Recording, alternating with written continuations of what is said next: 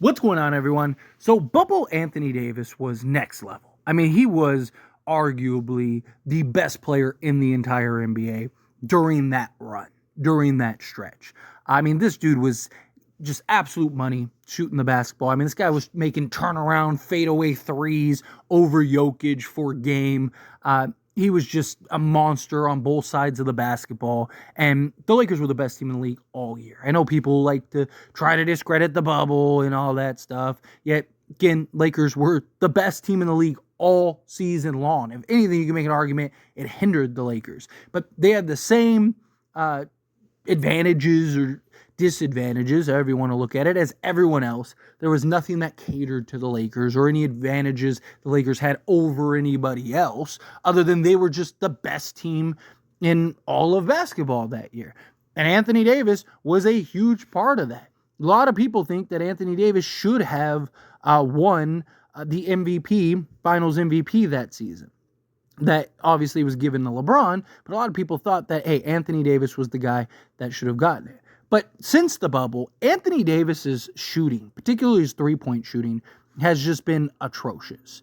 That season, the bubble year, he shot from three-point range. During the regular season, he shot 33% from three-point range. In the playoffs that year, though, his three-point percentage jumped up to 38.3%. And then since then, it has just completely fallen off a cliff. As far as three-point percentages go, you look at the following year of the bubble, 26%. Then he shot 18.6%, then 25.7%, then 27.1%. He's shooting 28% from three-point range overall during the stretch after the bubble year. But new head coach J.J. Redick believes that he can correct that he knows the answers. So J.J. Redick said, and this was on the Zach Lowe podcast, Zach Lowe asked J.J. Redick about Anthony Davis's bubble shooting, what happened there, and whether AD just lives in the paint now. Redick responded with, I have a theory on that, one that I'm not willing to share right now, but I will if I'm right. This would be amazing if J.J. Redick could kind of unlock Anthony Davis. Now, Anthony Davis, again, in that bubble, was monstrous. I mean, this guy was putting up numbers that were just, he's putting up 30 to 40 point games, grabbing 10 boards, blocking 2-3 shots. I mean, he was a monster in that playoff run, in that bubble. And again, his shooting since then has just really just fallen off of a cliff. But Anthony Davis repeatedly expresses that he wants to play more four. That he doesn't want to play the five as much. He's not saying I don't ever want to play the five. He's not saying I'll never play the five. He's just saying, can I get some moments? Can I get some times at the four? Right? Can I play, if I'm playing 35 minutes a game, can I get 15 minutes at the four spot instead of 35 minutes at the five? Thing is, though, is that Anthony Davis shooting the basketball is needed if he's going to play the four. Right? Like, if he can't shoot the basketball beyond 15 feet, then it's hard to really utilize him as a four because you can't take him outside of 15 feet. Teams are just going to let him shoot and sag off of him, and they're just going to continue to pack the paint against whoever's in the paint who's not going to be as good as Anthony Davis. So it's one of the things that beg the question, like, can Anthony Davis kind of fix his shooting? He's still 15 in, absolute butter. But it's the 15 out is the problem, right? And in that bubble year, he basically could shoot pretty much anywhere on the basketball court. Now, no one's expecting him to be an elite three-point shooter. No one's saying that he needs to shoot 40% from three. But can he at least be consistent enough to where teams have to contest it, where teams have to challenge it and at least respect that he's out on the perimeter rather than just like, just let him shoot, we'll live with the result. Now, again, you could argue if anyone kind of get J.J. Redick or get Anthony Davis to get back into the swing of things as far as shooting the basketball goes, it is J.J. Redick. Because one, J.J. Redick, it's what he built a career on, is shooting the basketball. Two, he has familiarity with Anthony Davis. And J.J. Redick is a guy that really understands kind of the little mechanics and intricacies, right? So I do think that he's going to be able to correct, at least to an extent, right? I don't know if he'll be able to correct so much that all of a sudden he's this, he's Karl Anthony Towns shooting over 40% from three-point range. But I do think that he can kind of get him kind of back on track where instead of him shooting in the 20s, can he shoot in the 30s? Can he at least shoot close to league average? Right? If he could shoot 34% from three, then that's beautiful. It's perfect. Right? But I also don't want Anthony Davis taking 23s a game. Right? Like, you want to maximize Anthony Davis's skill set. You want to utilize what Anthony Davis is best at, and that is the mismatch that he is, again, 15 feet in, and his ability to handle the basketball, make plays out of the post, his ability to beat guys off the dribble, his ability to finish around the rim, right?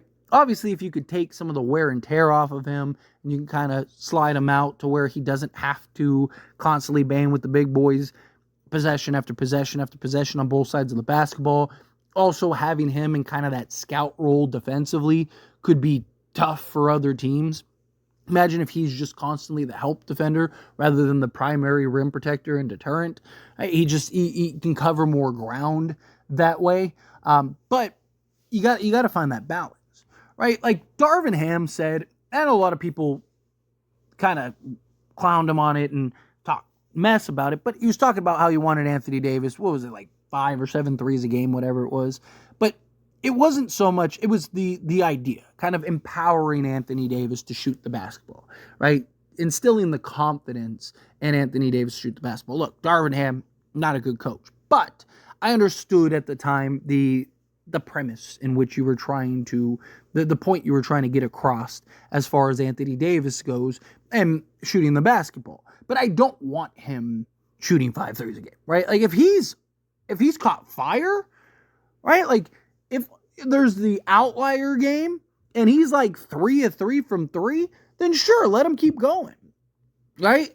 But you need to be able to kind of pull the plug when you need to, right? Like, so if you can find that proper balance, if you can find that proper coexistence of Anthony Davis, the center, and then Anthony Davis, the power forward, then that's beautiful, right? Because you could have at times him alongside Jackson Hayes or him alongside Christian Koloko, or if we end up trading a center down the road, a Giannis Valanciunas, whoever, right? Whoever it is, right? If you can end up getting somebody like that, and now Anthony Davis, and you can go big with AD at the 4, and he can knock down the occasional 3, and you can kind of keep it within reason, right? Give me, if he's shooting 3 threes a game, I'm okay with that. I can live with him taking, 3 threes a game, maybe on occasion 4, maybe for the season he averages like 3.5. Some people might think, what's the difference between 3.5 and 5? It's 1.5 field goals, right? If he's shooting, getting 40%, then yeah, sure, maybe. But if he's shooting 30%, but he's shooting 70% from 2-point range, why would I want him to take those extra 2 threes a game when you can give me those extra 2 threes as 2s, and that's 4 points rather than 0, right? So it's just, can JJ Redick really unlock that side of Anthony Davis? I wouldn't put it past him.